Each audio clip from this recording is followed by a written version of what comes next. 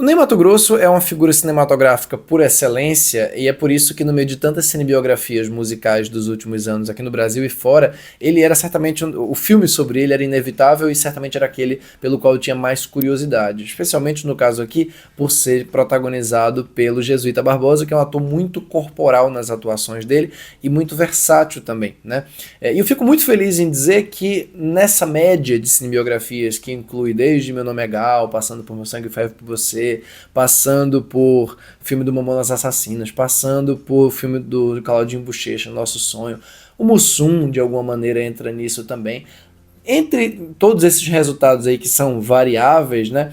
Esse aqui é o que atinge os momentos entre, repito, essas cinebiografias tradicionais mais interessantes, ou pelo menos que sensorialmente mais conseguiram me mobilizar, ainda que ele caia assim em várias armadilhas desse filão, vamos dizer assim, da cinebiografia de músicos, de grandes artistas brasileiros. Então, um filme com grandes qualidades e também alguns problemas. Vou tratar um pouco mais deles aqui. Antes de qualquer coisa, caso você ainda não tenha se inscrito aqui no canal, vou lembrar você que se inscreva aqui embaixo. Não se esqueça também de curtir o vídeo, porque isso ajuda muito o canal a crescer e o YouTube a recomendar o canal para outras pessoas. E lógico, se você quiser me acompanhar em outros comentários sobre cinema, basta me acompanhar nas minhas contas do Twitter, Blue Sky, Letterboxd e Instagram. Estou sempre fazendo coberturas e comentários também no Diário de Pernambuco. Vou deixar o link aqui na descrição da crítica em texto que eu escrevi sobre Homem com H, filme do Esmir Filho, que está entrando em cartaz agora nos cinemas brasileiros.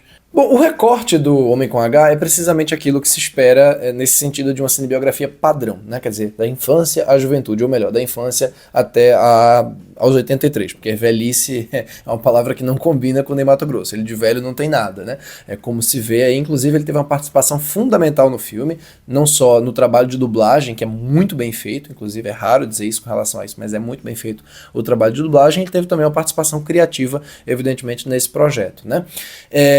E, felizmente, nesse caso é uma boa notícia, porque a transgressão do Ney Matogrosso como pessoa, de alguma maneira, é o que permite com que certas coisas sejam filmadas e mostradas aqui nesse filme, o que não seria o caso, talvez, em um outro tipo de biografado, né? Então isso já é um ponto muito positivo aqui desse filme, que é isso, começa na infância e vai até os 83 anos, passando pelas principais fases do Ney Matogrosso, ali durante a ditadura militar, toda a transgressão dele, inclusive, para se colocar dentro do grupo Secos e Molhados, né? No começo dos anos 70, se colocar como que ele era, o que ele queria dançar, como ele queria se vestir, como ele queria ser, e como ele foi se descobrindo também no processo. Eu acho que isso talvez seja, logo para começar, uma das coisas que eu acho mais interessantes no filme. Essa maneira como ele explora um personagem que está tentando se encontrar, tentando se descobrir e aceitando essa fluidez dele, né? Nesse sentido acaba sendo um filme tanto muito fiel, fidedigno à história mesmo do Ney Matogrosso, mas também muito contemporâneo no tratamento dessa ideia, sem parecer que está forçando a barra para ser contemporâneo. Isso eu já acho uma virtude muito grande. Eu acho que a interpretação do Jesuíta Barbosa, que começa talvez um pouco exagerada, talvez a gente perceba demais as contorções dele ali no começo, conforme o filme vai passando, isso vai rareando de uma maneira impressionante, a gente vai naturalizando também aquele trabalho corporal dele, e ele também vai ficando, não sei se necessariamente se gravou em ordem cronológica aqui, essa é uma informação que eu realmente não tive, mas definitivamente a sensação que dá é essa, porque é muito bacana a maneira como ele vai entrando, inclusive no lado mais introspectivo do Ney Matogrosso. Tem um dado momento no filme em que é perguntado a ele algo como, por que você é tão diferente, né, fora dos palcos? Você parece que, eu achei que você seria uma pessoa muito mais exuberante, uma pessoa muito mais provocadora e tal, e você é diferente, você é mais comedido, né?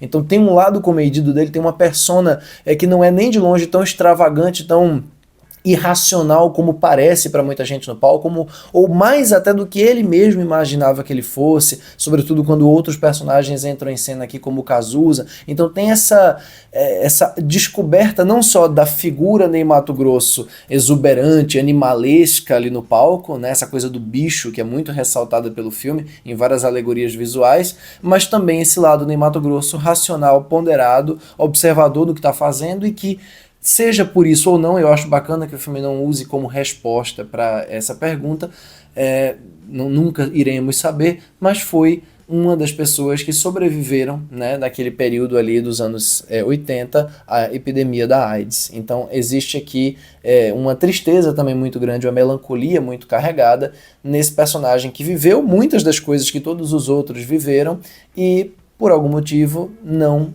contraiu o vírus. Então isso eu acho que é talvez um dos momentos dramaticamente mais interessantes do filme. Na verdade, a parceria do Jesuíta Barbosa com o Bruno Montaleone num determinado momento lá no terceiro ato, eu acho que acaba trazendo também um dos momentos humanamente mais bonitos desse filme do Esme Filho. A direção do Esme Filho, de modo geral, eu também acho uma direção muito, muito competente, sobretudo na voluptuosidade das imagens, assim, na maneira como ele filma esses corpos e como ele filma e concilia bem os corpos nos momentos mais mundanos do filme com as cenas de show, né? Ele não transforma Homem com H numa sucessão de clipes, que é uma coisa que Bohemian Rhapsody e outras cinebiografias musicais fazem com frequência, e levando em conta o que é o Ney Matogrosso no palco, isso aqui poderia ter se transformado muito facilmente nisso, né? Era um vício, e nesse vício especificamente, esse filme não caiu. Agora ele caiu em outros, né? Eu acho que a maneira como o filme, por exemplo, quer fazer com que o plot do pai, né, vivido pelo Rômulo Braga, que aliás é um ator que eu acho muito, muito, muito bom, e eu adoraria continuar vendo ele em papéis mais importantes, mais centrais nos filmes, o que não é o caso aqui no Homem com H, mas enfim, a maneira como o filme quer fazer com que a história de opressão sofrida pelo Ney Matogrosso pelo pai dele, né, que o batia, agredia, dizia várias coisas absurdas, falava que não queria filho viado nessa casa, como está bem explícito no trailer, etc. Isso é tido pelo Homem com H, pelo roteiro, como o ponto fundamental, né, o ponto catalisador dessa personalidade irreverente e transgressiva dele, né? Quer dizer, a desobediência dele, de acordo com o filme, de acordo com as palavras do próprio personagem num dado momento da história, ele fez muito do que fez, ou buscou muito do que buscou, como uma resposta, como uma recusa a ser aquilo que o pai queria que ele fosse, né?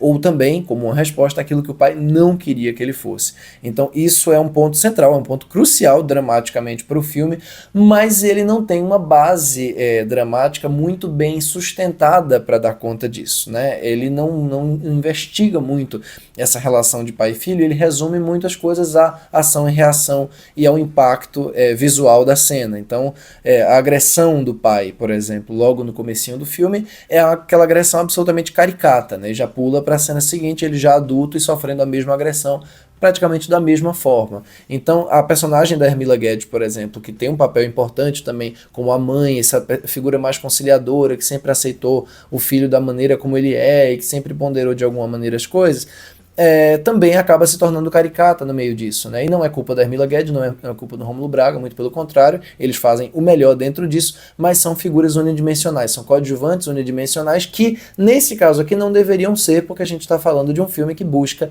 investigar nessa relação de pai, mãe, filho, né? E essa relação familiar, tudo aquilo que desencadearia muito tempo depois. Só que ele não perde tempo com isso, ele transforma isso no ponto central da história, mas ele não investiga de fato essas relações, ele vai logo para aquela narrativa padronizada mesmo de datas e acontecimentos e acontecimentos e acontecimentos. Então a estrutura dele, ela é tradicional demais para o que esse personagem clama, eu diria, e para o que o próprio filme em dado momento resolve abraçar, né? Então ele tem sim várias ideias no meio do caminho, mas não consegue conciliar todas elas, não consegue desenvolver todas elas porque ele está muito preso a uma estrutura convencional, no mínimo, né? Mas isso, de modo geral, para ficar bem claro, tá? Não atrapalha o envolvimento com o filme, com os personagens, porque ele tem um trabalho de fotografia, às vezes até mais sensorial, mais ousado na maneira, inclusive, de filmar a sexualidade do que a média dos filmes de mainstream sobre figuras importantes como Ney Matogrosso. Felizmente, o filme não é careta, ou pelo menos não é tão careta como poderia ser. Eu ainda acho que ele poderia ter ido mais além.